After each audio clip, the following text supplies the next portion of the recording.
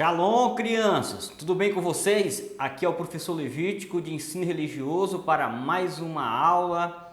Hoje iremos trabalhar o nosso capítulo 4.1.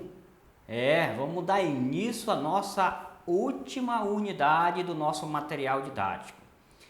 Esse capítulo, essa unidade traz 4 capítulos e iremos trabalhar em 4 aulas equivalentes a nossa 4ª avaliação. Desejo que o amor do Pai e a comunhão do Espírito Santo esteja com cada um de vocês, meus filhos. Que o nosso Deus possa vos abençoar, vos proteger e guardar sempre. Ok? Então vamos hoje tratar aí do capítulo 4.1, que traz aí a temática, o mistério das letras sagradas. Então hoje nós vamos tratar nesse capítulo de modo especial 2 temas, a partir da leitura dos textos, a partir da nossa compreensão, A gente vai tirar o que o texto tem a nos dizer, tem a contribuir para o nosso crescimento intelectual, também pela nossa formação humana. Nós vamos tratar de modo especial das escritas sagradas e da tradição oral. Tudo bem? Então vamos aí na tela para que possamos falar sobre o objetivo e em seguida fazer a leitura e a partir da leitura iniciar a nossa explicação desse conteúdo de hoje. Na tela, o objetivo deste capítulo. O objetivo desse capítulo é constatar que os escritos sagrados partem da mesma fonte da tradição oral, a experiência religiosa. Você já escreveu um cartão ou uma carta a alguém? Já tentou manifestar pessoalmente alguns sentimentos de amor e gratidão? Às vezes não é mais fácil escrever do que revelar ao vivo o que guardamos no coração por uma pessoa? Os escritos sagrados registram o mesmo sentimento, intuição e convicções que a tradição oral conserva em relação ao mistério transcendente. Meus filhos, então, o que é que a tradição oral e o que é que as escritas sagradas elas têm em comum? A primeira coisa que a escrita sagrada e as tradições orais têm em comum no tocante ao fenômeno religioso e ao fenômeno cultural é o fato de relacionar-se às experiências vividas. Então, alguém registrou algo e esse registro, essa escrita se tornou sagrada por causa que foi uma experiência de alguém que foi relatada, que foi contada, que foi demonstrada a partir dessa escrita. Se alguém teve acesso a um conto, a um relato, a um testemunho, a um valor cultural familiar religioso, esse alguém teve contato graças a experiência de alguém ter vivido e ao viver essa experiência passou adiante esse testemunho. Então, tanto a tradição oral quanto a tradição escritas, elas são experiências vividas do ser humano. Experiência vivida do sujeito a partir das relações do tocante ao fenômeno religioso. As manifestações de fé, as manifestações religiosas. Depois nós temos que compreender que também, tanto as tradições orais quanto as tradições escritas, elas são relatos, são acontecimentos que saíram de dentro das pessoas, do coração das pessoas. Foram e são verdadeiras experiências, íntima do ser humano com o ser transcendente. Então, por isso aí, quando trata, dá o exemplo de que você, por exemplo, se você for falar para uma pessoa que você gosta, Muitas vezes as pessoas têm até vergonha de dizer para o pai, para o irmão, né, para um amigo, para uma amiga, eu te amo, você é uma pessoa, né, que é importante para a minha vida porque faz parte da minha história. Muitas vezes as pessoas têm vergonha de falar isso. Mas muitas vezes as pessoas se sentem mais livres, mais à vontade, não é? Quando elas vão registrar, vão escrever, por exemplo, uma carta. Por quê? Porque diante das escritas, as pessoas de fato põem no papel aquilo que está no coração, aquilo que de fato elas gostariam de falar e dizer. Então, por isso que a tradição oral e a tradição escrita sagrada, elas são experiências íntimas do interior das pessoas. Então, meus filhos, vocês têm aí o primeiro texto do material de vocês, que é a proposta do velho carreiro. Então, qual é uma experiência que é muito comum a gente exercitar e praticar, e muitos têm o bom hábito de praticar essa experiência da experiência do fenômeno oral, que é a oração. Essa prática da oração é muito comum para muitas pessoas. Muitas pessoas têm um bom hábito, né, de orar. Muitos chamam também, não é, rezar. Eu sempre, quando estou nas minhas aulas presenciais, eu gosto de iniciar o meu dia com o momento de oração. Sempre quando também eu concluo, não é, o meu trabalho, quando eu concluo o meu dia também, eu faço uma oração em espécie de agradecimento pelo dia realizado. Muitas pessoas fazem isso, tá?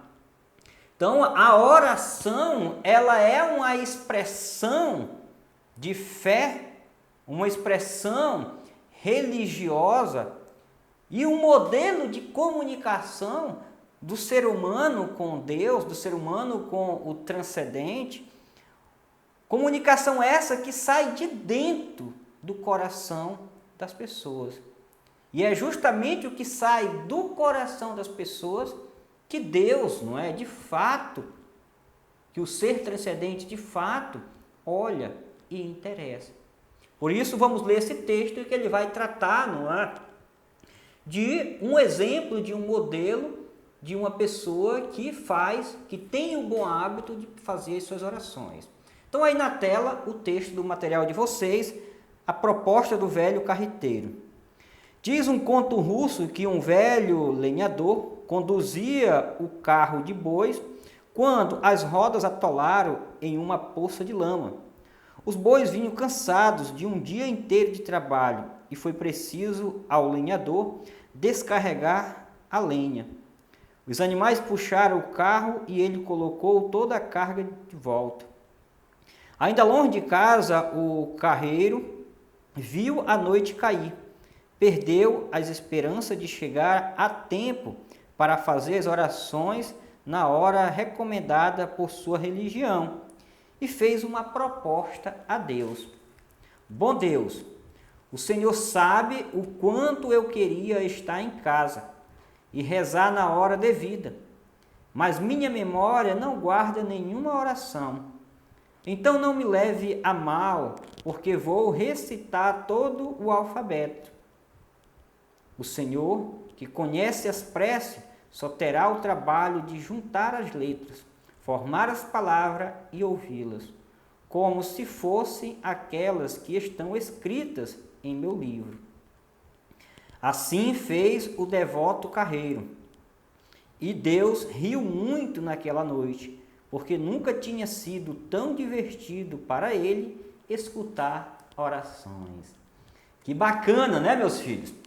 Muitas vezes nós temos a preocupação de ter orações decoradas, não é? Muitas vezes nós temos a preocupação em ter um livro de oração para fazer as nossas orações cotidianas, não é? Nossas orações corriqueiras, nossas orações de prática, sempre, não é? Com o mesmo rito, com as mesmas palavras, com os mesmos modelos. E isso é bom por um lado, e por outro não pode ser tão bom assim, porque muitas vezes quando você deixa o conjunto de palavra, quando você deixa o conjunto do rito cair na rotina e não dá sentido, não dá vida, e não deixar que essas palavras, que esse rito saia do coração, muitas vezes, né, acaba sendo apenas uma repetição sem levar em consideração o verdadeiro sentimento, né, o verdadeiro sentido daquilo que liga, daquilo que dialoga com Deus.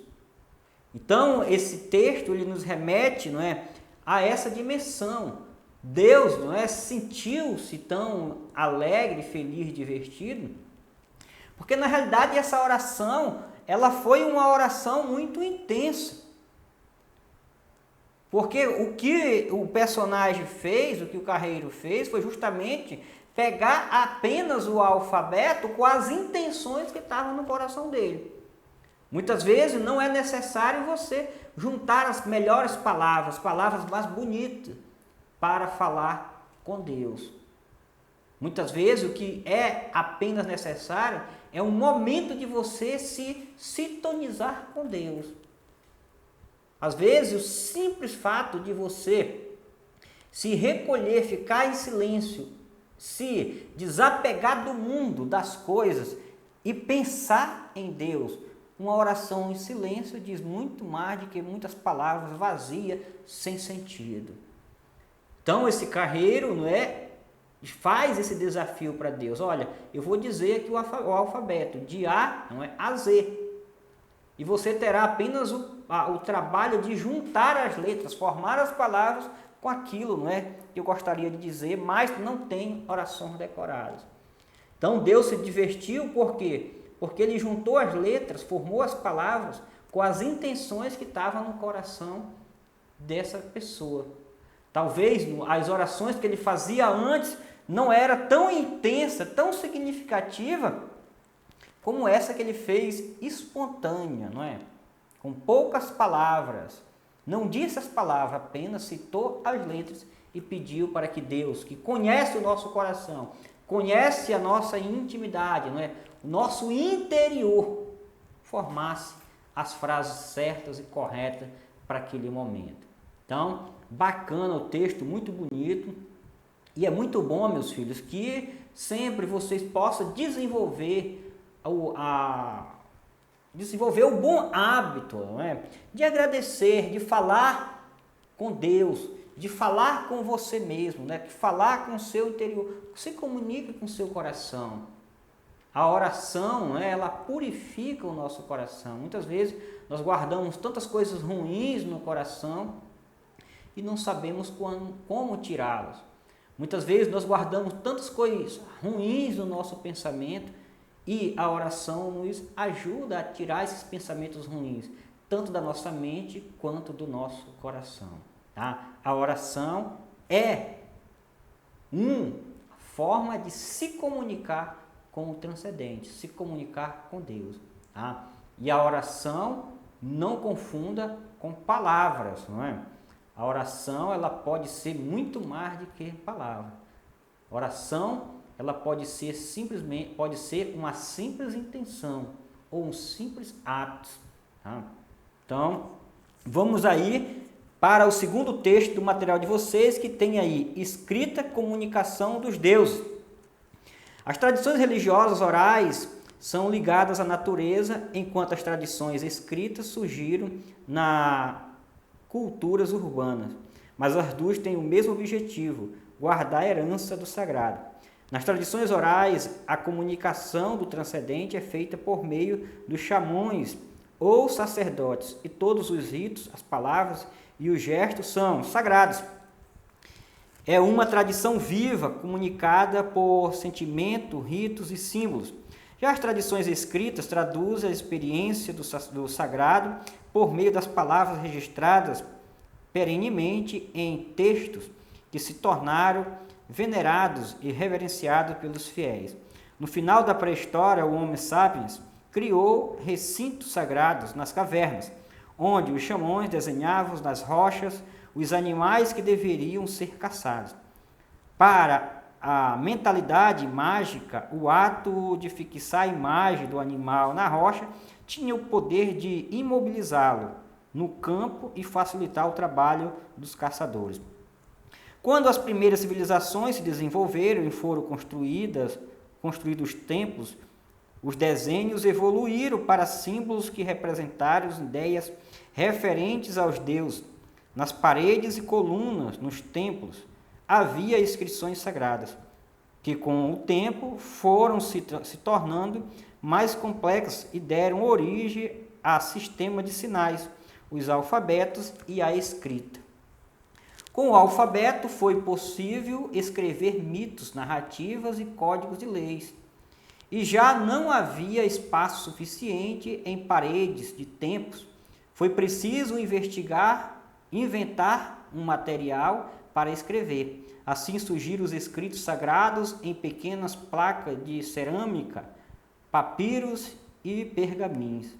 Os escritos sagrados mais conhecidos são o Livro dos Mortos do Egito Antigo, que trazia o procedimento que o fiel devia seguir após a morte para ser julgado inocente depois de seu coração ter sido pesado na balança da justiça do deus Osíris.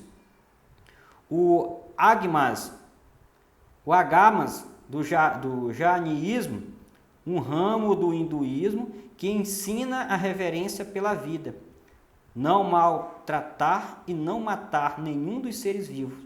Os Vedas do brahmanismo indiano, que encerram o conhecimento sobre o sacrifício, as artes mágicas e a exaltação ao deus Brahma. O Tripitaka do budismo, que propõe o relacionamento pacífico com os semelhantes e com a natureza, como condição para o Nirvana, a comunicação cósmica. O Código de Hammurabi, que o rei da Babilônia recebeu das mãos dos deuses Shamash para exercer a justiça e ensinar ao povo a reverência aos deuses. O oráculo de Delfos, que os gregos acreditavam ter sido escrito pelos deuses Apolo, para ensinar às musas a arte da adivinhação. O Avesta da antiga Pérsia, que traz a doutrina de Zaratustra, o zoroatrismo. A Torá judaica, que revela a ação do Deus de Israel na história do povo hebreu. A Torá judaica, que revela a Bíblia do cristianismo, que reúne os escritos judaicos e os relatos das primeiras comunidades cristãs. E o Alcorão, que o profeta Maomé ditou aos escribas em nome de Alá, para orientar o monoteísmo islâmico na Arábia. Então, meus filhos, aí nós temos um processo de evolução da escrita, dos símbolos e dos códigos, até chegar hoje, não é, nesses livros organizados que são sagrados, não é, para a tradição escrita do fenômeno religioso.